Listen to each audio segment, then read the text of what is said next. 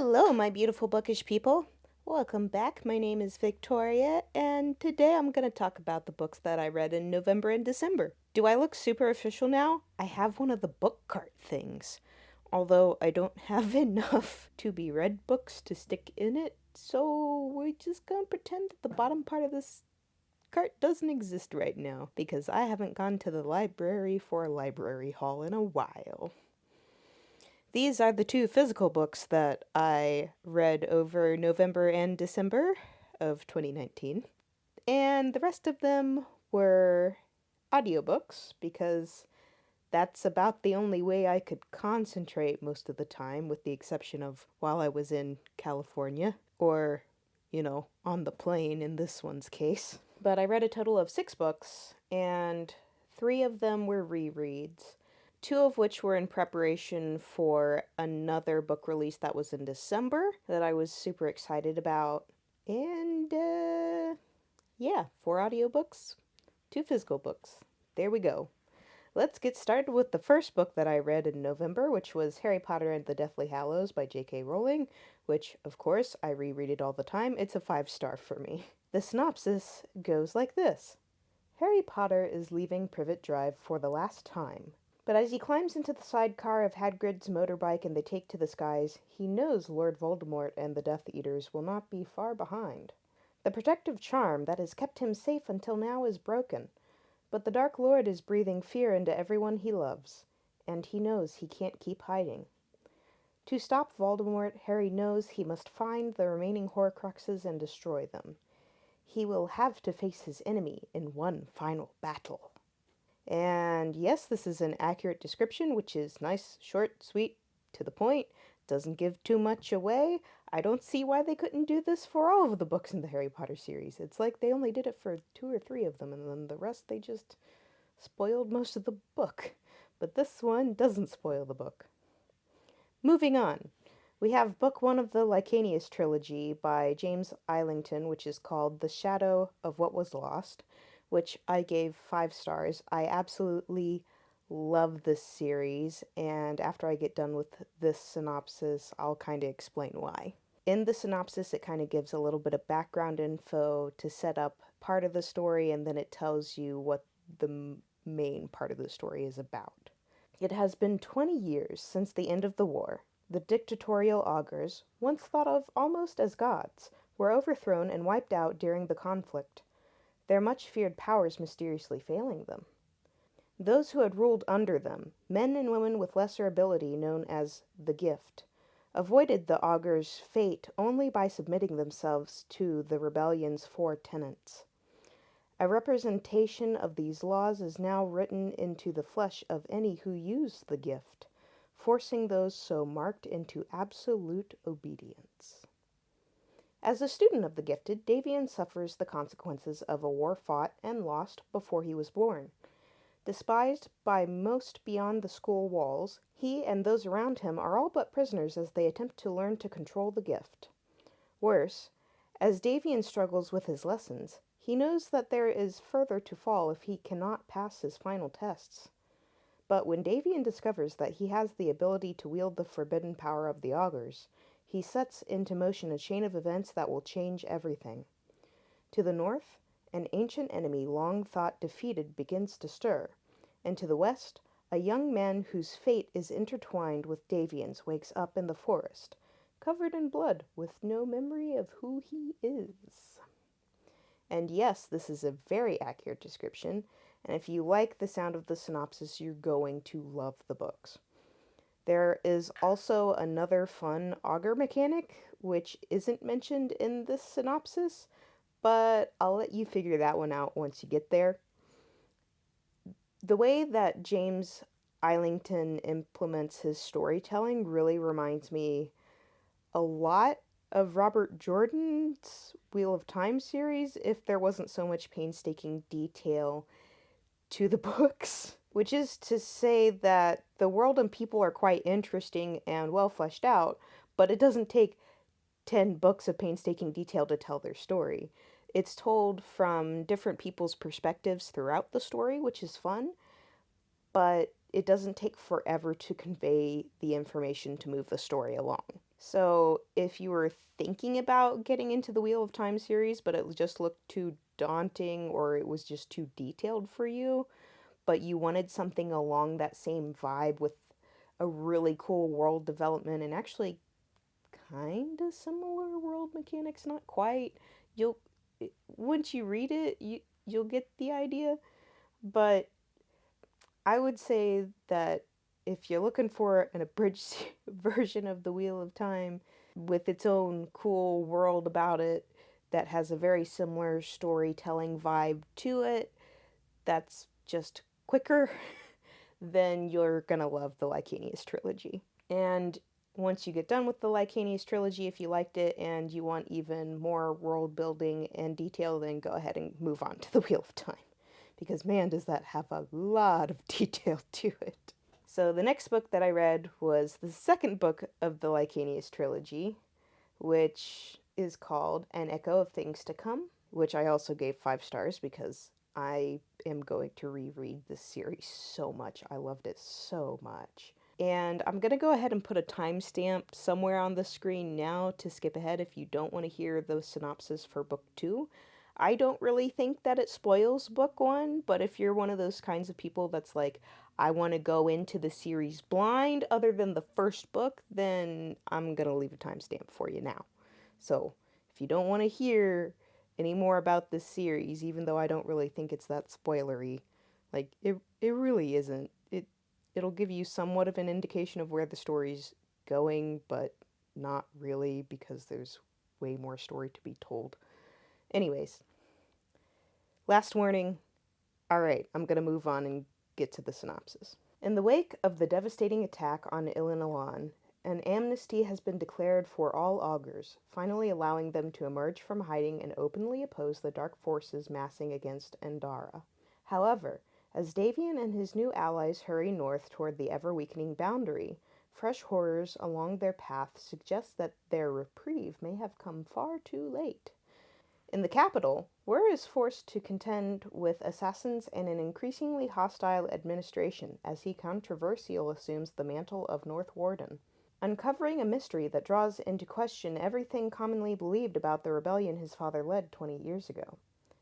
Meanwhile, Asha begins a secret investigation into the disappearance of the Shadows, determined to discover not only where they went, but the origin of the vessels that created them, and, ultimately, a cure. And with time against him as he races to fulfill the treacherous bargain with the Lith, Caden continues to wrestle with the impossibly heavy burdens of his past.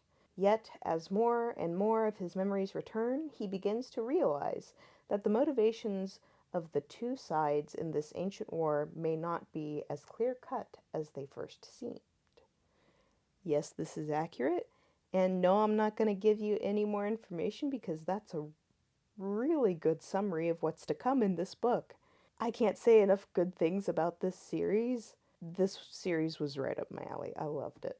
So the next book that I read was Deviate by J. Kristoff. I actually read this while I was on the plane to go visit my in-laws, and this is the second book in the Lifelike series. I already talked about that a bit in my October wrap-up. It was really hard for me to concentrate while reading the book until I got on the plane for some reason, because I did start it before I got on the plane. But once I got on the plane, I was super engrossed in the book, so maybe I just need to sit in a small corner and be confined with just a book in order to concentrate on stuff while I have depression. I don't know. Anyways, once I finally did get into it, I did really enjoy it, so far I still am giving the series 5 stars, even though I did have to pick it up and put it down several times to get through it, because I think in the long run I am going to go back and reread these and really enjoy them. I'm going to put a warning now. If you haven't read Lifelike, this synopsis from the book coverlet kinda spoils a lot of points from Lifelike, so you may want to skip ahead on this one. I will say that it's a continuation from where it left off, and you end up following Lemon much more than you do the other character, which you mostly follow in Lifelike. So go ahead and skip to this timestamp somewhere on the screen if you don't want to hear the book synopsis for this. So the synopsis on the book cover goes like this. In the wake of a climactic battle in the ruined city of Babel, two former best friends suddenly find themselves on opposite sides of the same war. Eve is torn between the memories of the girl she was and the synthetic she's discovered herself to be. Together with her lifelike siblings, Eve sets out to find the real Anna Monrova, whose DNA is the key to building an army of lifelikes. Meanwhile, Eve's former best friend, Lemon Fresh, is coming to terms with a power that she has long denied, and that others want to harness as a weapon. When she meets a strange boy named Grimm, he offers to lead her out of the horror-ridden landscape and to an enclave of other abnorms like herself. There, Lemon quickly finds a sense of belonging and perhaps even love among the other genetic deviates.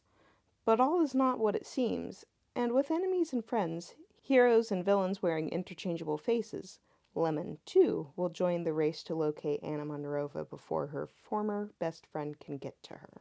So, it's a very good synopsis. It actually gives a lot more detail than I thought it would, and you definitely don't want to read that one before you read Lifelike, unless you're just not interested in the series at all, in which case it doesn't matter that I just read that to you. Is it an accurate description? Yes, absolutely. It's a very accurate description. And it really sets up the story for where it's going. In this case, you're getting a lot more detail of what the synopsis is rather than as many big reveals. Like, there's still a big reveal. It's still a J. Kristoff book. He's going to confuse you at the end of the book in a good way. So, that's not there, but yeah, that sums up the book pretty darn well. What I'm interested to see once I'm out of my depression funk is if I will really enjoy this as a sci-fi series or if I will look at it more as a dystopian, because as I've mentioned in my last video, dystopian, not completely my jam right now, but this is a good cross in between the two. It's much more sci-fi than dystopian, but it definitely has dystopian vibes. So, that'll be interesting to see in the future. And the next book that I read was the first book in the Night Angel Trilogy by Brent Weeks called The Way of Shadows. If you like Breaking Bad, if you like Game of Thrones, if you like the Of Thorns series, King of Thorns, Emperor of Thorns, Prince of Thorns, that jazz, I have a feeling that you're really going to like this book because it has to do with intrigue and assassins and your anti-hero and how he struggles with the fact that he's an assassin, but he doesn't want to be an assassin, but he does want to be an assassin. It's one of those, I'm really a good guy, but I'm doing bad things, but I'm a good guy. But yeah, you get the idea. Although this one feels much more light-hearted than the Prince of Thorns, King of Thorns, Emperor of Thorns series, so I definitely enjoy it a lot more. It was much more interesting to me because it's not quite, it's still dark, but the main character is just way more likable to me. So the synopsis goes like this. For Durzo Blint, assassination is an art, and he is the city's most accomplished artist. For Azoth, survival is precarious, something you never take for granted. As a guild rat, he's grown up in the slums and learned to judge people quickly and to take risks. Risks like apprenticing himself to Durzo Blint. But to be accepted, Azoth must turn his back on his old life and embrace a new identity and name. As Kylar Stern, he must learn to navigate the assassin's world of dangerous politics and strange magics and cultivate a flair for death. Which is a really, really good synopsis. There is eventually a bit of a love story to be told. There's actually a couple, but again, it's more plot-driven with what's actually going on, and also there's a love story, not there's a love story and here's a plot that's happening, which made me like it a lot. Overall, I think I gave this story 5 stars because I was on the edge of my seat most of the time. At the moment, I'm not super into intrigue, so it's hard for me to get through the second book right now. But I think that's just because my reading taste has changed this month from last month. But once I'm in the mood for that again, I'm going to love it, and I do definitely see myself rereading this series in the future. I could possibly bump it down to 4 stars depending on how the overall story turns out, but we'll see about that when we get there. And then the last book that I read in December was the third book in the Aeneas Trilogy, which is The Light of All That Falls by James Islington. And again, I gave this 5 stars. I can't wait to reread it. It's the whole story is just wonderfully told. So, if you don't want to know anything about what's going on in the third book and again want to go into the series blind after the first book, then you can go ahead and click off the video now, I guess. But here we go. The boundary is whole once again, but it may be too late. Banes now stalk Andara, while in Ilinalan, the political machinations of a generation come to a head as Wur's newfound ability forces his family's old enemies into action. Imprisoned and alone in a strange land, Davian is pitted against the remaining Venerate as they work tirelessly to undo Ash's sacrifice, even as he struggles with what he has learned about the friend he chose to set free. And Caden, now facing the consequences of his centuries-old plan, must finally confront its reality, heartbroken at how it began and devastated by how it must end. And yes, there is a twist at the end of the story that will give you warm fuzzies, but it's very good. I could kind of see where some of the story was going at some points, not so much in others. I love the way that James Islington wrote. It's not snarky like a Kristoff novel, but it's really solid storytelling, and you can really imagine what's happening and what's going on, and you have just enough detail to understand, but not too much detail to where you feel flooded and you just didn't need that information. It's really nice. So that's what I read in November and December. Hopefully you've enjoyed my little talks on them, and I will see you in the next video. Thanks for watching. Bye!